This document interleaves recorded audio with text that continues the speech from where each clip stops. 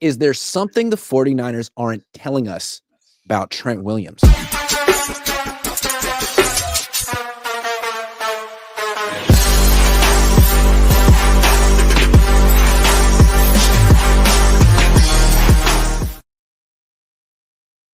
What's up? Happy Monday. Welcome to the Best 49ers show. That's Ryan G, Unit Hensley. I'm Grant, LL Cool J Cohn. And we have a lot of ground to cover today because the Niners, it's almost time for the draft. We have to go through some scenarios. But first, I want to talk about like what's under the surface, what's not on the radar. Trent Williams. I asked John Lynch about him at the combine. John Lynch said, yep, he's playing. And that was the end of the story. He also said that Trent Williams doesn't particularly want to play unless he's playing like, at his normal Hall of Fame standard. So that's where he's at. We haven't gotten anything else from Trent Williams. He hasn't said anything publicly. He hasn't posted on social media since October, since before he got injured and before his wife had a stillborn son. So until we hear something from him, I'm at least skeptical. So on a scale of 1 to 10, how confident are you that Trent Williams will play this year? I'm going to go with a 5. You never know. 5. You never know. I would say 5 because with the status of the 49ers roster right now, I think a lot of people are wondering like what their chances are of actually competing for a Lombardi. And if you're Trent Williams at this point in your career, if you're not competing for a Super Bowl, what are you doing? You got plenty of money. So what's the reasoning? Yeah, I mean, I would go 2. I'm very not confident that he's going to play this year for the reasons you said and more. Like the Niners seem like they're taking a reset year. They seem like they know their window is closed for now. Could open again in 2026 if they play their cards right. I mean, he's going to be 37. He just had a tragedy. You know how Travarius Ward felt after him and his wife felt after their tragedy. It was time to leave. Just because being here felt like PTSD. He might feel the same way. No idea how he feels. But I think the fact that they've been so interested in the top offensive tackles in the draft could be a tell. I mean, why would you take an offensive tackle in round 1 if Trent Williams is really coming back and you still have Colton McKivitz when you have like one starting defensive lineman? So that's another thing I'm looking at there. And then, yeah, I guess those would be the ones. Oh, well, there's one more. If they take a tackle on day 1, I think we know the answer. I would imagine Trent Williams announces his retirement later on. I think you pointed out on our last show that didn't Joe Staley wait until after the draft to help the 49ers out and not give any tails away to anybody. Like this, it's not good for everyone to know that the 49ers are looking for an offensive tackle on day 1. So maybe that's why it hasn't been announced. I don't know. I mean, isn't that documented though? Like Staley knew he was going to probably retire. He kind of knew it during the 2019 season. He went to the team. They told him, "Hey, don't make your mind up yet. We know how you feel, but don't announce anything. Don't make any final decisions, and don't say anything publicly, so we can sort of figure out what we're going to do to replace you before the whole league knows that we're desperate." And they ended up getting Trent Williams. About a month later, Joe Staley announced his retirement. I think it might have been after the draft or right during it. And I think afterward, if I remember correctly, John Lynch was like, "Hey, sorry that I kind of fibbed about that one, but you kind of understand, right? I mean, we had to do what we had to do. We were in a tough position." If you recall, before he announced his retirement, he was asked about, I think, at the combine, and Lynch was like, "Oh yeah, he's training hard. He's down in San Diego, doing his normal routine. Haven't heard anything about him. I haven't heard that he doesn't want to play. So expecting to have him." And then he retired. So I mean, it's possible. Look what happened to the Dolphins a couple of weeks ago. Teron Armstead announced his retirement. They're in a tough spot. Everyone knows they need a left tackle. Maybe the Niners could go to Trent and be like, "Hey, man, we've done right by you. We've given you so much money. Can you just not say anything for 4 months?" He also, if I'm not mistaken, what does he have coming to him? Like $30 million coming if he plays? Probably. I mean, he has a ton of money, but yep. $30 million, particularly when you have Trent Williams' schedule, is hard to walk away from. He doesn't practice on Wednesdays. He only plays 12 games a year. So, I don't know. It's hard to walk away from. But again, like to me, you've made a ton of money, hundreds of millions of dollars.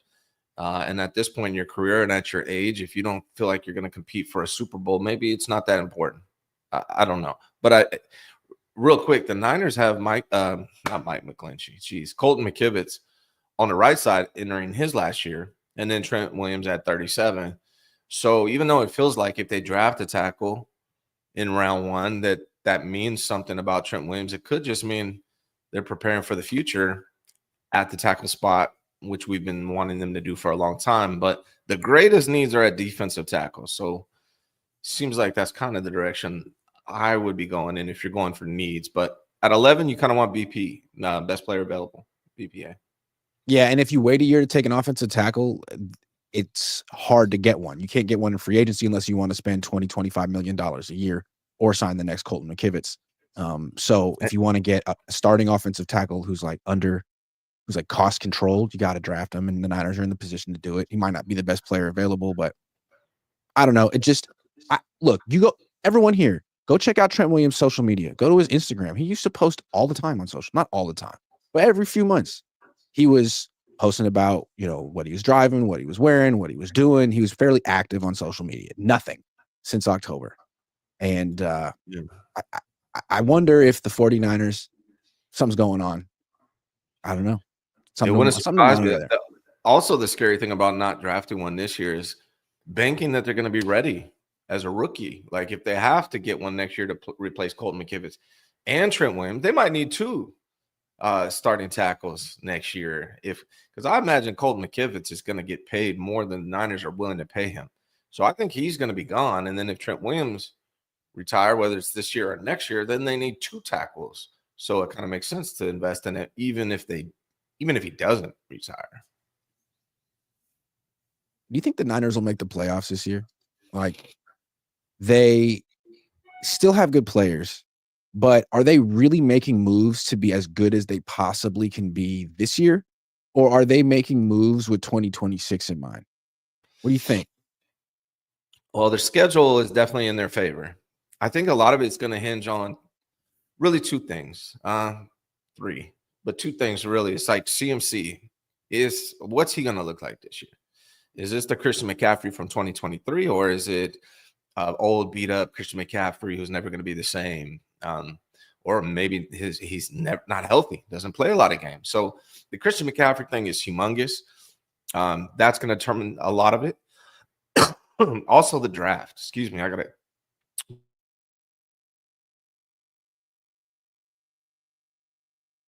I think the draft is interesting too, because Ryan's struggling. Yeah, right.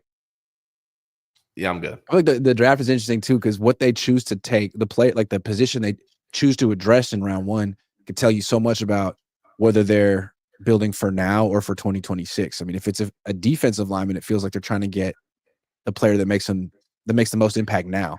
If they take an offensive tackle and Trent Williams doesn't retire, or they take a wide receiver, it seems like they're kind of trying to build for 2026. Yeah, there are some absolute needs. Sorry. There's some absolute needs on this team, and that's why tackle is interesting to me. I mean, they need a tackle, like we talked about, for next year, worst case scenario, even if Trent stays. But they have two defensive tackle positions they need. They need a pass rusher. They absolutely need another running back. Absolutely. And I think they need a wide receiver too, because you never know what's going to happen with Brandon Ayuk. I kind of feel like he's going to be gone after this year. That's my opinion. And so, like, they have a ton of needs, and they can go any direction in round one. I think the most scandalous thing that Jed York said at the owners' meetings that maybe kind of got swept under the rug, but he really said it unprompted. He was like, I always feel like if you're going to be bad, it's better to be really bad, because you want an opportunity to draft these really good players at the top. It's like, are you advocating tanking? Like, is that what you're saying? Because it sounds like that's what you're saying. And it seems to me that the 49ers aren't really like the Steelers, who with Tomlin, who are like making every single move possible to make sure they win 9 games that year. Like, everything's okay as long as we find a way to win 9 games this year. The Niners don't seem to operate that way. They either win 13 or 6. And then the owner comes out and says that. So, like, is this a 13-win season or 6-win season? They haven't made one single, we think this is a 13-win move yet. I feel like they're almost being like, look, we got one more year to kind of suck. And the owners know that it's going to be okay. We got one more year to suck. But in 2026, we're going to be so good, guys. Watch out. Well, like, let's look at it. You said, will the 49ers make the playoffs? If that's the question, is the roster as of right now better or worse than last year? I would say it's worse, right? And they went Worse. I mean, 6 if they away. get some health from McCaffrey and Trent Williams, it could be better. But like, really, is that going to happen? I don't know. It's the I same. mean, They're they older. lost Greenlaw. They Yeah. lost Huff. So many players. The O line has may take a step forward, maybe, but they're not as deep. Losing Jalen Moore. Are I they don't going to know. beat the Rams one time this year? They just had a Devontae Adams. And there's really a third thing too. Is it's Brock Purdy. Like, he's probably going to get paid. Is he going to get better after getting paid? Because that hasn't happened a ton in the history of the NFL, particularly with the Niners. And that's going to be the thing. Is Brock Purdy going to improve? Because last year he was kind of mid. He wasn't good, and he wasn't clutch last year. And that's going to be the other part, like, determines whether they go to the playoffs. No question is, and connected to that is, will he hold out? Because the way the Niners have been doing these big extensions is they take a long time. They drag their feet. They don't get these done quickly, and the players hold out for obvious reasons, and then they get what they want. So if the 49ers are serious again about making the playoffs in 2025 by any means necessary, they get Brock Purdy on the field for the beginning of OTAs, which is like in 8 days, April 22nd. If they're like, you know what, we got $85 million in dead cap, and no one really was gonna be shocked if we win 7 games this year, play it smart. Something that does work in their favor is, the best indicator of the future is the past. And the Niners, like you said, they either have a bad year or they go to the playoffs or go to the NFC Championship game. And last year was their bad year. I'm not saying they tank. I'm just saying their owner said he kind of is in favor of tanking. Well, I mean, if the pattern continues, they're going to the playoffs this year. But, they also have a really easy schedule. So that does favor them. But like I said, man, like, if they gotta either CMC has to be really healthy or they gotta draft a running back that can fill in for him while he's gone. That seems to be their attitude. Like, hey, funny things happen in sports. And if our injury-prone older guys stay healthy and we get a bunch of day one impact players in the draft, you never know. Like, that seems to be their attitude. Like, let's play the games, but okay, fine. It doesn't seem very confident. And then you look at around the division. Sure, you have an easy schedule, but you were 1-5 in your division. And the Rams, to me, have gotten better this offseason. I think the Cardinals have gotten better this offseason. Like, Kyler Murray didn't run that much last year because he was coming off a torn ACL, and he's been talking, and the coach has been talking about how they're going to run him a lot more this year because they want him to sort of have the same effect on defenses that Kyler and Josh Allen have, just in terms of, no one wants those guys to run the ball. They want them to hand off, and everyone wants Kyler to hand off. You need to be more of a threat. They're gonna push that more this year. And then I don't know about the Seahawks. We'll see about Darnold and Cooper Kupp and stuff, but still think it's a really tough division. Here's why, if I had to make the case for why I think they will make the playoffs. The schedule is easy, and Robert Saleh is back. And if they can draft some good defensive tackles to beef up that defensive line, then I think they make the playoffs, because their defense has not been what we're used to from the 49ers. The ability to just be stout up front and stop the run. Like, that's first and foremost. And I trust Robert Saleh more than I have any of these coordinators that they've had the last couple of years, even though Wilkes wasn't bad and, they had a decent defense with him. I think Robert Saleh is superior. So I think if they can just find some defensive tackles, that defense could carry them a long way. It could win a handful of games for where maybe the offensive lacks, which is what the 49ers have done with Kyle Shanahan this entire time. One thing the Niners are going to need to do to get back to the playoffs is like come together as a team. I mean, I think the Niners and the Eagles are kind of interesting and similar. They have parallels. Both went to the Super Bowl and lost, and then both really struggled the season after losing the Super Bowl. Like, the Niners struggled more, but the Eagles tanked at the end. They couldn't win a game, and it was clear that they were fractured as a team, and people were looking at Nick Sirianni like it was his fault. And then this past year, they came together as a team somehow. Now, winning helps, but it's hard to win if you're not together. and they worked it out. Like, the Niners need to do the same thing.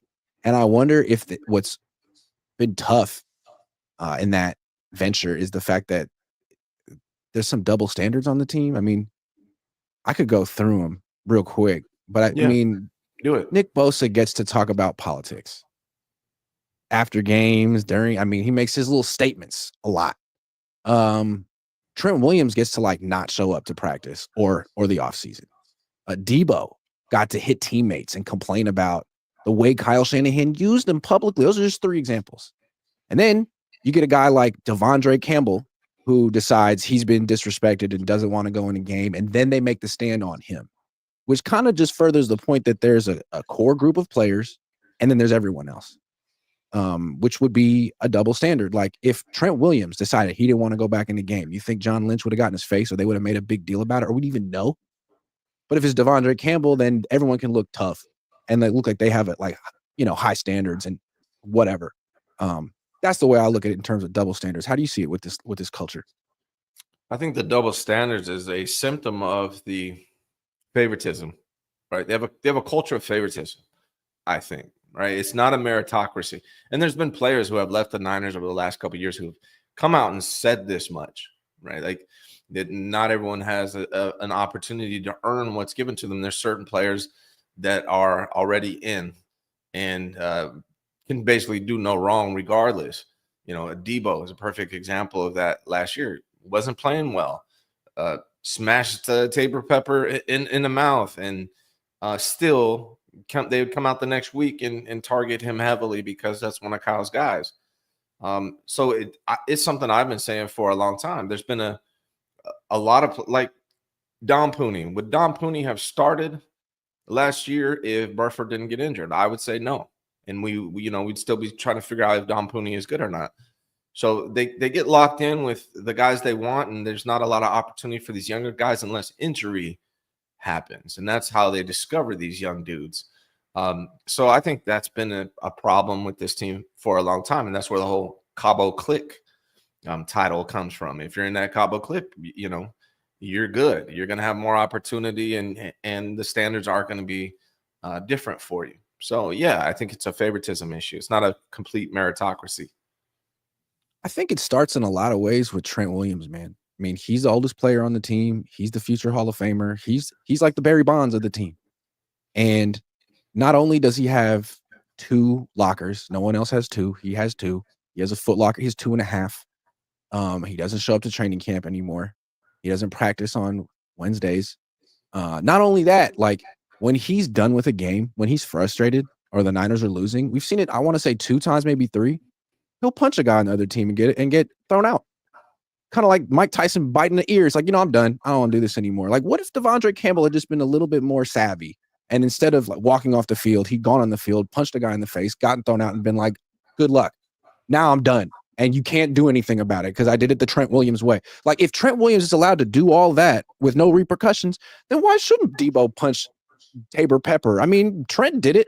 Well, I mean, why not? Okay, he's on my team, but still, we're allowed to throw hands in certain situations. We're allowed to not show up, or I don't know. It seems like if the best player on the team has his own set of standards, you're already in trouble for the rest of the team. Everyone else wants to aspire to that. Brandon Ayuk's like, I don't have to wear the same shorts, right? I'm special, right? No. Or, I mean, I don't know. I don't know. I think is it started with Kyle. Like, this is Kyle Shanahan's first head coaching job. Now, he's entering year 9. So maybe by now he's learned that the way he approached it originally was incorrect. But you've seen him when, like, players do interview, like, what was his name? Brandon Marshall came and interviewed Kyle Shanahan. You seem like Kyle really wants to be, at least he did, wanted to be, like, accepted by these really talented NFL football players. That was what he wanted to become, and he wants to be one of them, particularly at the beginning of his career. I don't know if that's changed, but when you start with that and certain players already established that relationship with you, then it becomes hard to break it. But I'm hoping Kyle's learning that, like, you have to look at this again as a straight meritocracy. Best man plays, no exceptions. But but we really haven't had any signs that he's going in that direction. Even last year, he was obviously favoring Debo with his look. So that's something like the best coaches do. Like, regardless of our relationship, I got to play the best player. I got to trade you a year too soon instead of a year too late. And it doesn't seem like Kyle has that. No, it doesn't seem like he has that. And if he wants to sort of, I mean, look, let's give him the benefit of the doubt. He's 45 years old. He's going into year 9. He has a lot of experience. He knows what worked. He knows what didn't. If he wants to, if he agrees with us, he's like, you know what? There is a culture of double standards, a culture of double standards. And I, kind of created it. I didn't mean to, but I did. And now I want to fix it. Well, that's all the more reason to rebuild. I mean, I think if he were to sort of purge the roster of the older players, bring in some new guys, and now you're 25 years older than them. I mean, you're not looking at them the way you look at Brandon Marshall. You look at Brandon Marshall as a peer, or maybe even someone who's preceded you or whatever. Like Ricky Pearsall is someone you could coach. Yeah. I'm just saying. I mean, I think maybe Kyle would do really well with a rebuild the way like Sean McVay did with the Rams. Yeah, I mean, and then look at, he probably would do better on his second team than he did on the Niners, right? Like at some point, if he gets fired or quits or they part ways and he goes and finds another team, he can start from scratch over there and implement all the things he learned the hard way with the 49ers. So, yeah, I do think there's a culture issue in regards to just favoritism. Yeah. And I think that's something Kyle Shanahan needs to address. One more thing with the culture of this team, because it's interesting. Brandon Ayuk had his wedding this weekend. There were a couple clips and photos that kind of went viral. One, Brandon Ayuk sort of dancing down the aisle, which is good news. Looked like his knees looking okay. So that's good news. Seemed like he's on target or on track the way they've said he is. And then there were like pictures of people at the wedding, which always becomes kind of interesting. At least it did last year with Christian McCaffrey's wedding. And maybe Brock Purdy was there. There just weren't any pictures of him there. It seemed like he was maybe in Montana or something. I don't know. So Brock Purdy probably didn't go to Ayuk's wedding. Ayuk didn't go to Brock Purdy's wedding last offseason. Should anyone care? No, I don't. I don't care. Brandon Ayuk's a wide receiver. Brock Purdy's a quarterback. As long as they're working together on the field and when they're with the team and in practice, that's all I care about. They don't have to be friends necessarily. They just have to be teammates, professionals. So I don't care. And also Brandon Ayuk, Brock Purdy, very different personality types.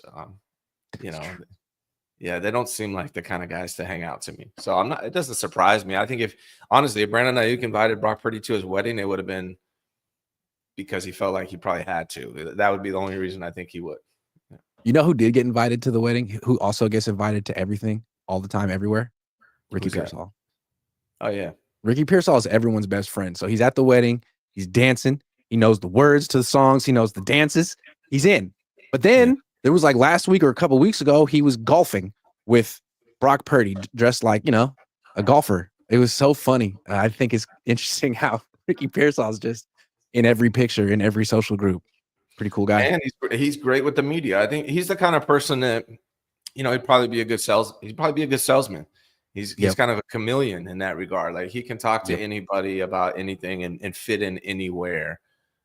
Which is, it's good. I do like Ricky Pearsall from when I see him talking. So it doesn't surprise me that he's in with Ayuk or that he's in with Brock, I would say something too. The fact that if I were Brandon Ayuk and I were getting married and Purdy got married the year before and he didn't invite me, right? There is a 0.0% chance I'm inviting him. So I don't care that you throw me the ball or that we're on the same team. You're not coming to my wedding. And I take that personally. I think Purdy messed up, really. You should have invited your wide receiver to your wedding. I feel like Steve Young would have been smart enough to invite Jerry Rice to his wedding. I bet he was there. I've said this before, man. Like one of the best compliments you can give me is invite me to your wedding. That's how I know you really like me. Because there's only a handful of people that, you got to pay for people to come to your wedding. So if you're invited to your wedding, that's how you know you guys are in. So inner circle. Yeah, I expect wedding invites. Like, I mean, that's a clear sign. But again, they don't have to be friends. They just got to be coworkers. Right. Of course. They don't have to be friends at all. And again, Purdy really should have been the one to invite Ayuk first. I just think it's interesting that, again, Jaden Daniels is there. Everyone loves Jaden Daniels. Debo loves him. Ayuk loves him. Ricky Pearsall loves him. I don't know. I feel like Brock kind of fumbled this one, man. You want to be liked. You want your wide receiver in your corner. But again, I don't really know what's going on. Maybe he didn't invite Brandon Ayuk and Brandon Ayuk didn't go. Who knows? But I think this is something, and I'm going to get to I am now going to get to the bottom of this. I'm going to call wedding planners and figure out what happened, because I think there's a story here. Honestly, I think Brandon Ayuk is in his last year with the 49ers, so I don't think it's going to matter much longer than beyond 2025. That's a good point. And we're going to get to that right now. How about that? If Brandon Ayuk is in his last season with the Niners, if Jawan Jennings in his last season with the Niners, this is his last season on his contract. Do you think the Niners actually could plan a year ahead to that 2026 year where their window might open up again and draft a wide receiver in round 1 for the future? So I've done a lot of mock drafts, and man, Ted McMillan is right there. He's right there. And that guy's extremely talented. I know everyone's like, oh, he said he doesn't watch film by himself. I don't care.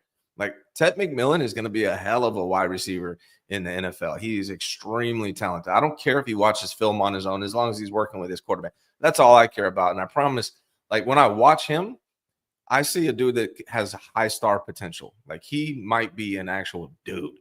So if he's there at 11, it's going to be hard because of the reasons you brought up. Like, Debo's gone.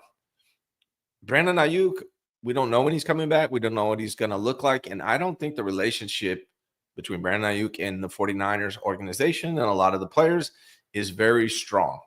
And they were trying to trade him this offseason. Nobody wanted him because he's injured and has a high contract. So it would not surprise me at all if he's traded next offseason when he's back and shows the NFL that he's healthy and it's a lot more affordable for teams to trade for him. So I think BA could be on his last season with the 49ers. Debo's gone.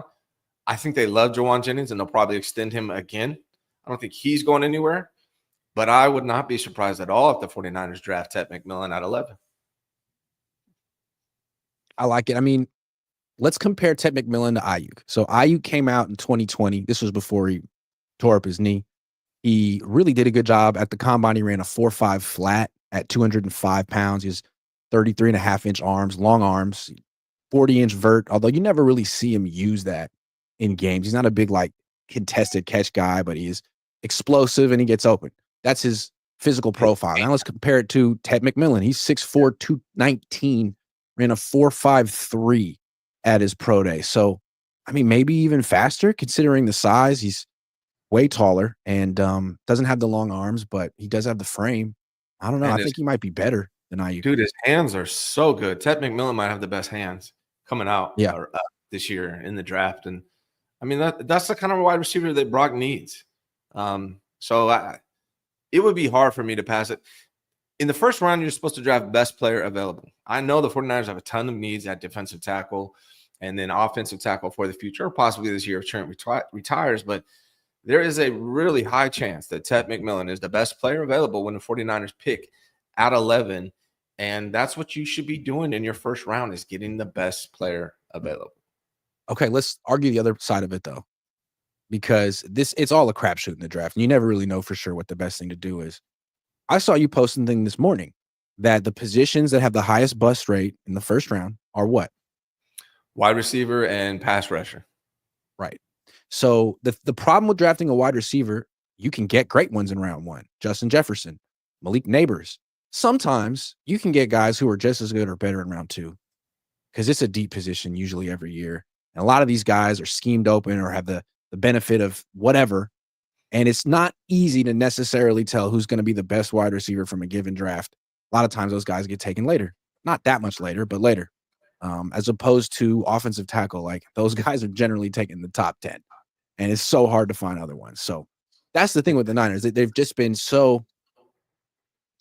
they've neglected the trenches for so long that they almost have to, unless of course they don't really care about 2025, unless they're just kind of like, well, we'll see how we do.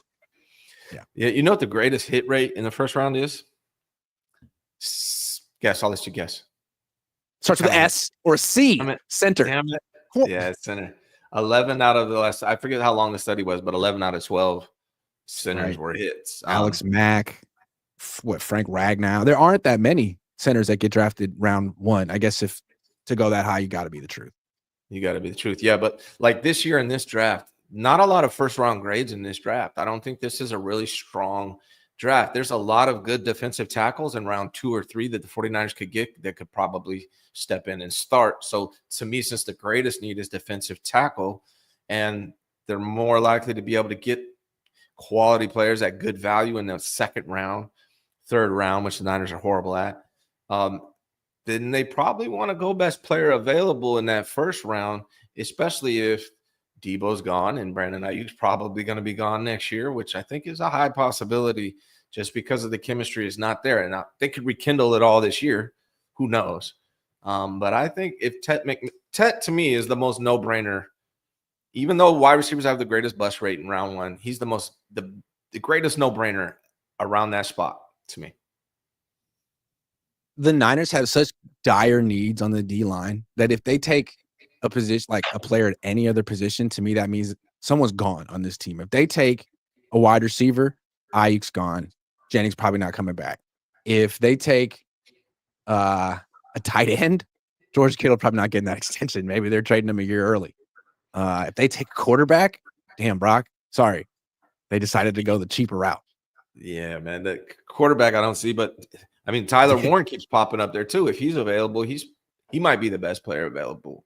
So, I mean, and people keep saying like, well, what, I mean, do you think, is it possible that Kittle's like, hey, if you guys are all building towards 2026 and punting on 2025, I'm almost 32. I don't want to waste a year. This could be it. Yeah. And here's the funny thing too about Tet is, everyone's like, oh, he doesn't watch film on his own. Let me ask you this. Do you think the Chiefs would give a damn if Tet McMillan watches film on his own? Do you think they would care? No. And also, didn't that clip come from when he was like a freshman? He was like 19. Yeah. Is it possible that he's different now? They could probably ask him. Yeah. But like people are saying that's the thing, but he has a ton of visits scheduled. The Niners weren't on his list of visits that he's had so far, but he has 4 more scheduled. And they didn't say who those teams are. But also the Niners, a lot of the times in round 1, don't bring in who they're going to do it. They do it for the later rounds, but their first round pick is often not brought in. Ricky Pearsall, perfect example last year. I agree. I also want to say, like, I feel Ayuk was kind of overrated. He had this great 2023, and I think it coincided a lot with Christian McCaffrey being the offensive player of the year. I mean, teams were playing single high safety, 8 in the box, and bracketing the running back coming out of the backfield. I mean, that creates some crazy one-on-one opportunities for the split end, the X receiver. I'm not saying he wasn't good, but then you saw what it looked like without McCaffrey last year. All of a sudden, Ayuk wasn't dominant. He was solid sometimes. Was he better than Jawan Jennings? I don't know. Maybe not. I think with McMillan, he would actually elevate the offense, independent of Christian McCaffrey, because he gives Brock Purdy an even bigger target than Jawan Jennings. And I think Brock Purdy benefits from big targets because he's not necessarily like Drew Brees in terms of ball placement. To me, Ted McMillan would be the best wide receiver on the team from day one if he was drafted by the 49ers as a rookie. I think he'd be better than Brandon Ayuk. I don't know about his blocking. I haven't checked that part out. I know Kyle's big on that. And Kyle does seem like the type of coach to care about not watching film, right? He might be one of the few coaches that really is bothered by that. So I'm not sure, but I really believe that there's a high possibility he's the best player available at 11. I also think they could trade down because of that. It's possible. I'm not sure that there's going to be a draft where teams are looking to trade up, but you never know. It depends on how far certain players fall. And McMillan could be one that teams want to move up for. Let me ask you something before we do our prize picks of the day. I asked this on X, Twitter. Who is a better head coach and why? Kyle Shanahan, Nick Sirianni. I think a lot of people confuse this one when they think of Kyle Shanahan, like my good friend Rich Madrid. Shout out to Rich. Shout out Rich. He's like, Shanahan's a better coach than Sirianni. Sorry, that's my Rich Madrid That's what he sounds like. Yeah. I think that's dumb. Shanahan's a better coordinator. Sirianni's not even a coordinator. They both played wide receiver, but Sirianni just decided, hey, I'm going to focus on being a head coach. That guy won a Super Bowl. Yes, his roster is really good, but the Niners had a hell of a roster in 2023. Mm-hmm. They beat the Chiefs. Kyle hasn't. Yes, Sirianni is clearly a better head coach as of right now. Now, Kyle's one of the best offensive coordinators in the game. People need to learn to separate those two things. When you're talking about head coach, managing personalities, playing the right players at the right time, managing the game. Yes, Sirianni's better. And I don't even like Sirianni's personality, but he is. He's better. Delegating, decision-making. I mean, here's the thing. Here's how I agree with you. I think Sirianni's a better head coach. Here's the test. If Kyle Shanahan were the coach of the Philadelphia Eagles, would they have won the Super Bowl last year? I would say no. I mean, why would we think I would say no. Yeah. I don't think he could work with Jalen Hurts. I don't think he'd want to work with Jalen Hurts. I don't think they would fit. I think he'd try to put his system. One of the cool things about the Eagles is they have a philosophy of what they want to be on offense, and it stays the same no matter who the offensive coordinator. They have 4 offensive coordinators in the last 4 years, and it's always the same offense. If Kyle went there, he would change it because he has to run his scheme. He couldn't really feature Jalen Hurts like that, or he'd get him hurt. Well, what's Kyle Shanahan's record against the Chiefs? 0-5. Yeah. So, no, I don't think you would have won. Not until you can show me that you can actually beat the Chiefs, because you haven't done it yet. And I think people look at him and they're like, well, he's a better play caller than Nick Sirianni. Sirianni doesn't even call plays. It's not a play caller. We're not talking about play calling. We're not talking about coordinating. We're talking about head coach. And I think what a head coach does, what a boss does, it's leadership, it's decision-making, and it's delegating. And as someone who thinks I'm not the best leader, I'm not really a natural boss. My brother is really good at that. He's 12 years older than me. And I think what good leaders do is just delegate most of their work. And what they do is they focus on managing people. And I don't do that well. I want to do everything myself because I trust myself. And I think Kyle's the same way. And that's dangerous as a head coach, because you take on 3-4 jobs, you could delegate that to 3-4 people and they could do that 24/7.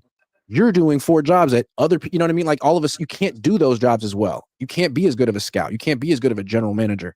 You can't be as good of a head coach as someone like Sirianni, who that's all he freaking thinks about is that one job. Yeah, he's spreading himself too thin. Jimmy Ward even talked about how Kyle made the decision on who plays where and who starts on defense. So, like, he's just trying to control everything a little too much, in my opinion. Now, again, Kyle Shanahan, to me, is top 5 offensive coordinators, if not higher than that. But as far as a head coach, I mean, you're 0-5 against the Chiefs. The Eagles beat the Chiefs at least twice in the Super Bowl and also in the season prior to that. So he's beaten Andy Reid and the Chiefs multiple times. He has a Super Bowl trophy. I mean, what's the argument for Kyle being better? Yeah, I just feel like he wears these 2 hats, play caller and head coach. And when the pressure's on and he has to sort of pick one, he's going to pick play caller. And the Niners are going to have this void of leadership and emotion. Like, say what you want about Sirianni being a lot of Niner fans say he does nothing and he's a clown. Whatever. There's an emotional component to his leadership style. He's engaged and players know it. He's angry. He cares when players get hurt. I mean, Kyle is just so detached. He's literally behind his play sheet, and it doesn't help him as a leader. What's the argument? I think, and that's why Robert Saleh coming back is so important, because he's good at that stuff. What's the argument for Kyle being better? The only argument that I hear is that play calling, but that's not what we're talking about. We're talking about, say, like, if both guys were available on the free agent market, Kyle would get more money. Kyle would be more desired. And that's true, but it's not because it's because of his scheme. It's because of his play calling. He's a very highly paid coordinator, and people want his scheme and people want his offense. But I think people also know that he's not really a head coach in the true sense. He's not really a leader in the true sense. And he needs someone like Robert Saleh to balance him out. And it worked really well with him and D'Amico. Worked really well. I don't know if Kyle Shanahan knew why it worked, because then he went and got Steve Wilkes and Nick Sorensen. But now Saleh's back. It could work. Yeah, I mean, and if I'm the general manager of a team and I'm trying to hire a head coach, I mean, Kyle's on my short list of coordinators, but neither Sirianni or Shanahan are on my short list of head coaches. That's just, I don't like either one of their head coaching styles or personalities, to be real. So I'm not a huge fan of either one of these guys as head coaches, but he's got the Super Bowl, man. You know, speaks for itself. What I like about Sirianni is he lets Howie Roseman do his job. He's not trying to take power away or pick players. He also seems to have a vision for what modern offense should be. It's different than the Shanahans. I mean, he embraced sort of more of a college style. He has, I mean, how many NFL head coaches would have said, yeah, man, let's go all in with Jalen Hurts and let's get this college style offense and let's run RPOs a lot. I don't think that, I mean, McVay wouldn't have, Shanahan wouldn't have. I think it's cool that he stuck with it. He brought Kellen Moore over from Dallas. He never ran an offense like that. And he's like, Kellen, you're learning this. This is what we do here. I mean, even the tush push thing, I mean, was that his idea? Who came up with that? I mean, the league's trying to like change the rules because of him. I think he's got a vision for what football how it should be played. And he just won a Super Bowl. I think he's a damn good coach. I mean, he's a good coach. I'm not a huge fan of him, but he is a good coach. I will say this though, like it's easier to be a good head coach when you have the best roster in the NFL. And clearly last year he had the best roster in the NFL. So a lot of his success can be attributed to Howie Roseman. Again, I'm not a big fan. That's of true. Kyle Roseman's more important to that organization than Sirianni, no question. And so I'm not a big fan of Sirianni or Kyle Shanahan as head coach. I think Kyle's a good offensive coordinator, top 3, top 5. But as far as a head coach, I'm not a big fan of either. But would Kyle clash with Howie Roseman? Well, I mean, I don't know. I don't know Howie Roseman enough to answer that well. But I mean, Kyle clash with Jalen Hurts. I don't know. What Kyle needs is a Howie Roseman, and what he needs is an owner that's going to say how he's going to take care of this. But would Kyle take a position like that? I don't know. Well, let's think about some prize picks for now, because I get overwhelmed sometimes thinking about all the possibilities in life with the 49ers. And now I need to just calm myself by picking more or less. Let's do NFL season picks. Lamar Jackson, Josh Allen, Patrick Mahomes, more or less. 3,899.5 passing yards for Mahomes, more or less. Is he going to bounce back this year? I'm going to say more. I think he bounces back this year. I wanted to say something about Sirianni and Dan Campbell, and then I forgot, but then we started doing this. So don't let me forget. I want to make one more point about Sirianni and compare him to Campbell for why I like Sirianni. Jared Goff, speaking of Dan Campbell, 3,849.5 passing yards for Jared Goff, more or less. Jared Goff has been the most consistent statistical quarterback in the NFL over the last 4 years. So I'm going to say more.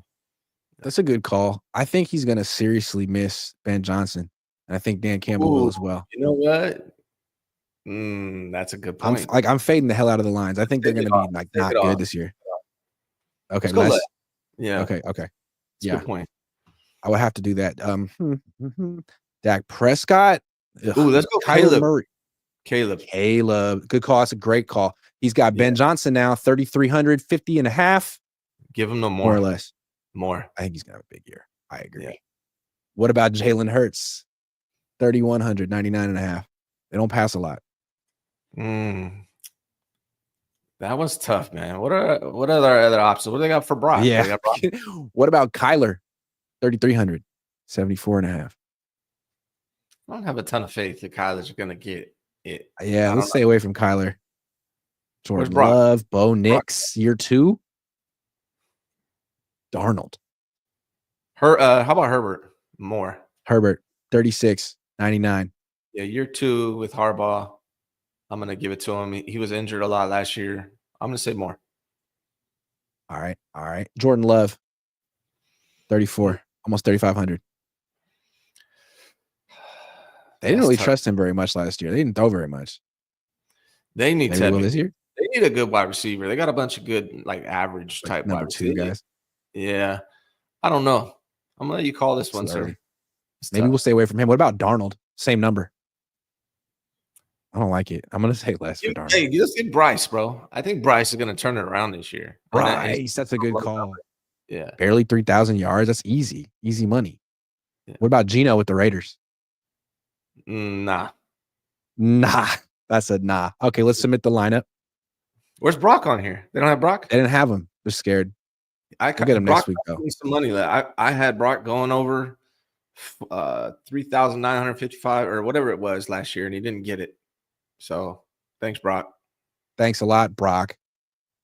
Anyway, let's get back to our top. I wanted to say one more thing about Sirianni. So why I like him, and I have to explain this to Niner fans. Like, again, I still think even though he's not calling plays, he is responsible for the vision and the structure of their offense, as opposed to Dan Campbell. I don't think Dan Campbell has a freaking clue what he wants that offense to look like. His first choice for offensive coordinator was Anthony Lynn, who he had to fire. He just happened to have Ben Johnson on the staff. He inherited Ben Johnson. He could have fired Ben Johnson and decided not to. Promoted Ben Johnson. Turns out he's really freaking good. Now he's gone, and the replacement is a guy named Johnny Morton, who was actually on Harbaugh's staff. He was the pass game coordinator for Harbaugh and the 49ers back when they really weren't that great at passing, but they could run the ball. I think that Dan Campbell is who Niner fans think Sirianni is. Just kind of a ball of emotion without much substance behind it. So the new offensive coordinator for the Lions is a Greg Roman understudy? Correct. It's the best they could do. That's not encouraging for me. We know what kind of offense he wants. He wants to bite people's kneecaps off. I think that's his vision. That's his vision. You got to bite the kneecaps. I think Dan Campbell wants to be Harbaugh-esque in his offense, but that's not what Ben Johnson was doing last year. Yes, it was from the trenches standpoints, but they had a lot of gadgetry in their offense, a lot of quick hitters.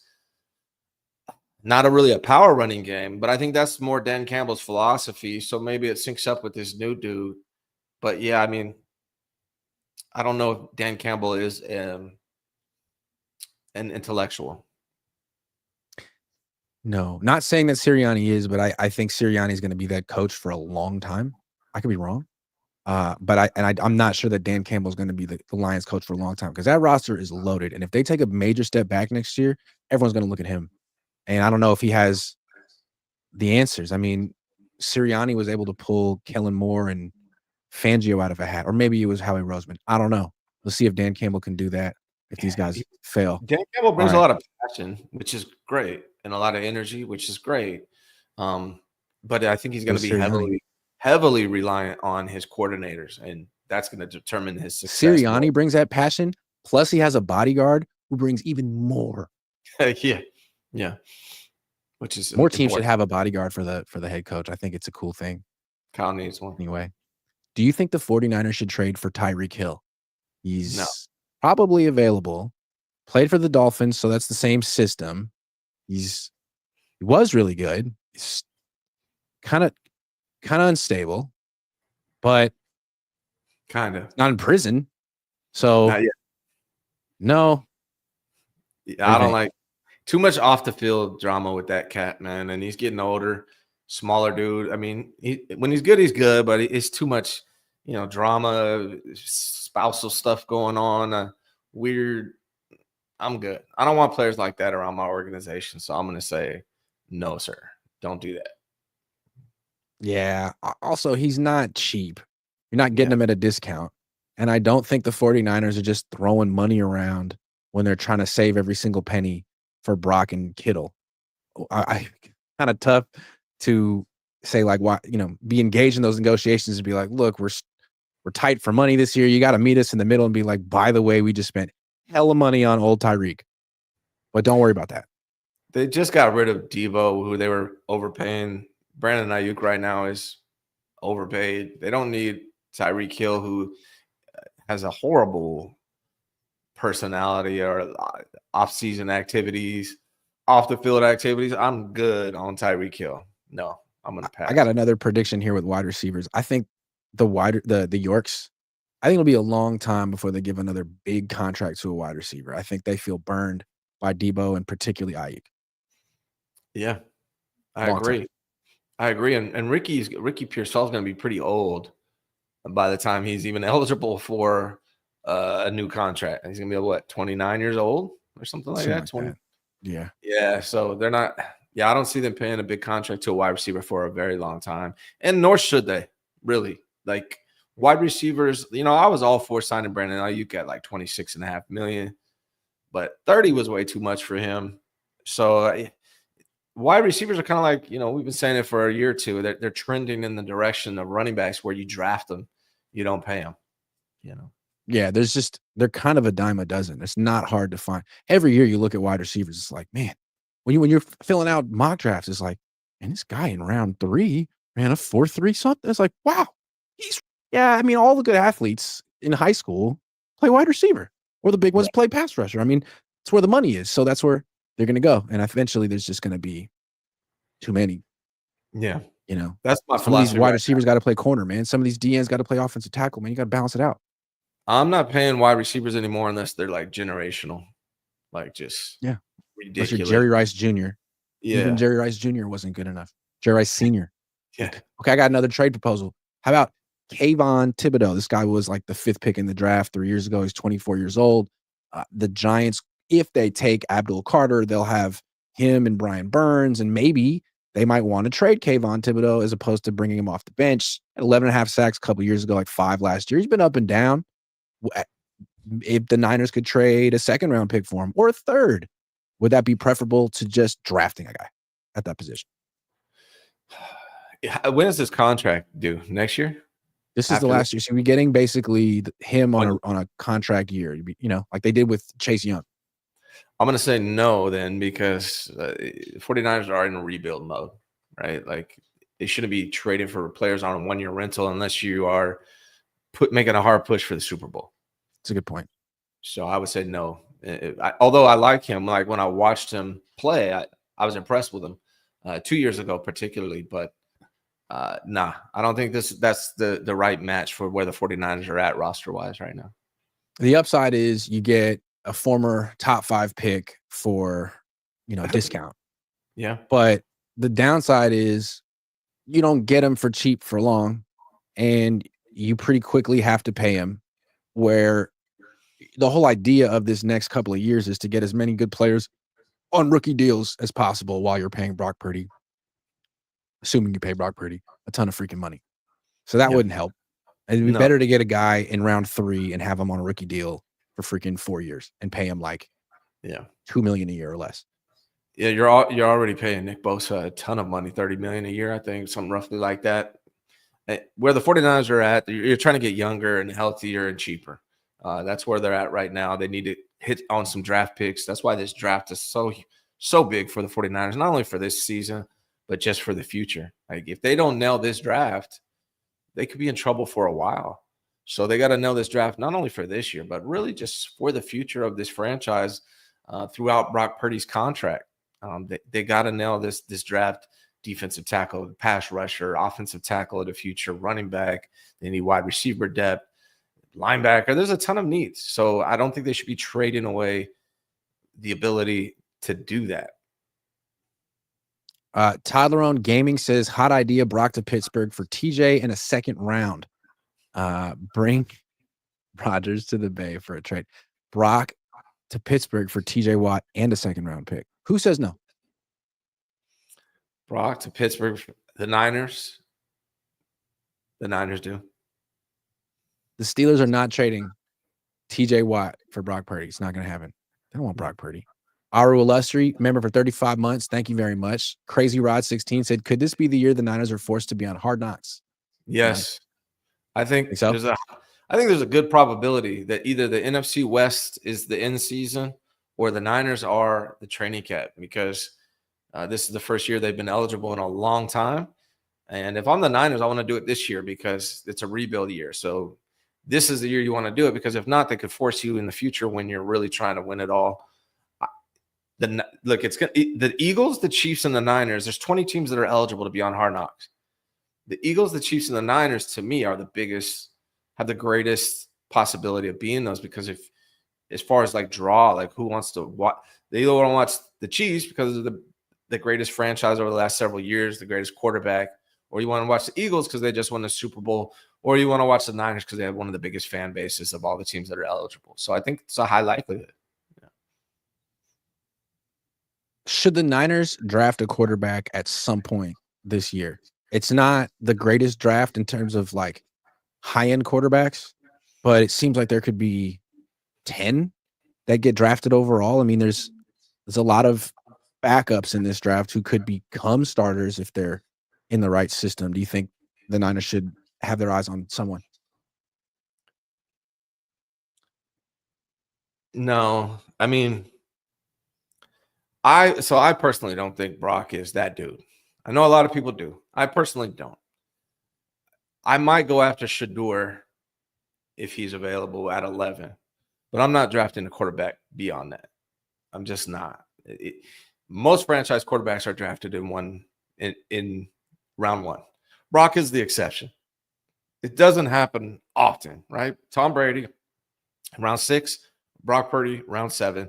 Outside of that, like statistically, most franchise quarterbacks are drafted in round 1. So if you're not going to make a move and draft a quarterback in round 1, then no, and I think Shador Sanders could do what Brock does in the right system. And so if they're not going to go after like Shador at 11, then no, you already got Mac Jones, you got Brock. They think that's their guy of the future. So no, they're good. I agree that I think Shador could do what Brock does in this system. I think Mac Jones could do a lot of what Brock does in this system, minus the off-schedule stuff. I think Jackson Dart could do what Brock Purdy does in this system. I don't think Jalen Milroe could do what Brock does in this system. Jalen Milroe is my favorite quarterback in this draft. He'd just be the worst fit with Kyle Shanahan. I mean, he needs to stay very, very, very far away from Kyle Shanahan, but someone else might be able to do something with him. And then Kyle McCord, to me, that's the kind of guy that Kyle would like, a play-action passer who can move. In the right system, he just might work. And I don't know where he's going to go. Some people think he's going to go like day 2. Some people think he's going to go day 3. But if he were there in round 6 or 7 for the Niners, like, why not? No disrespect to Tanner Mordecai.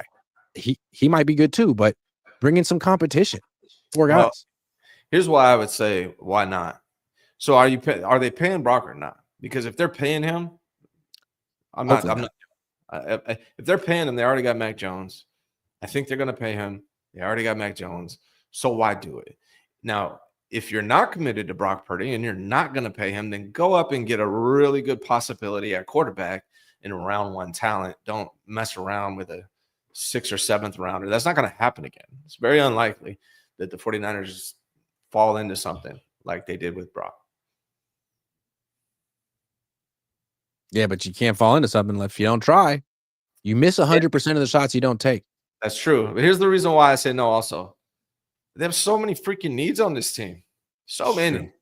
Like, go after something you actually need later on in the draft. All right, this is my last question for you. How good will the offense be this year?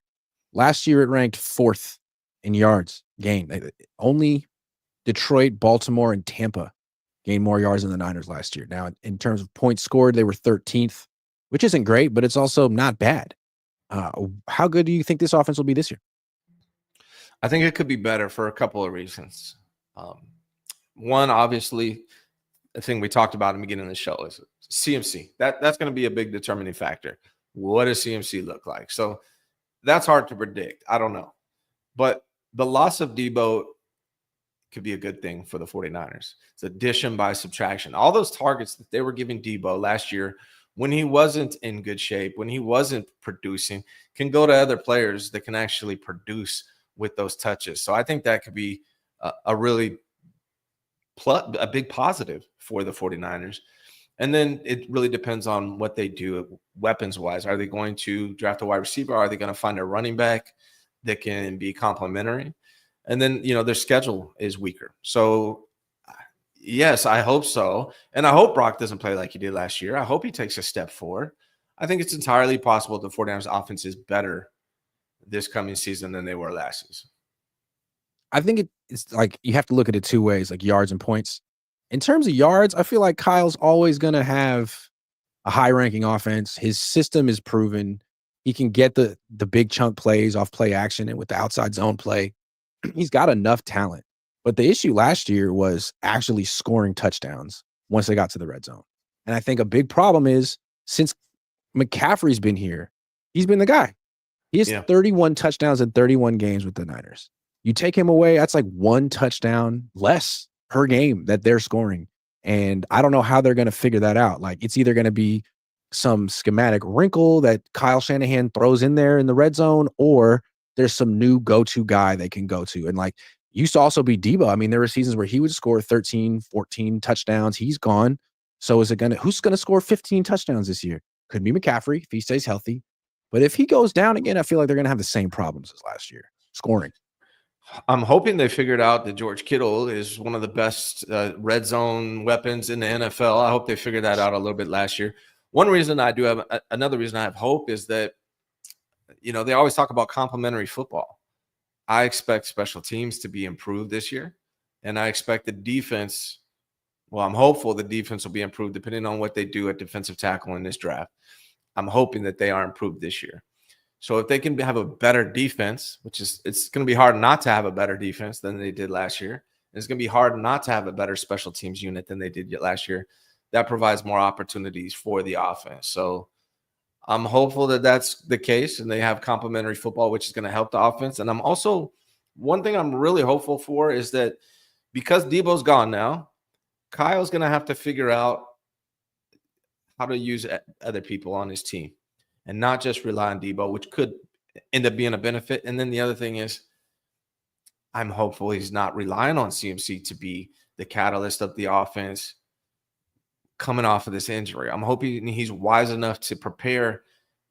Let's make a plan that Christian's not even going to play this year. Let's plan our offense for this season without Christian being the feature and without Debo being the feature. And if he does that, then there's a good chance that they are improved. Kyle has to figure out who his go-to guys are close to the goal line. And Kittle it was McCaffrey and Debo.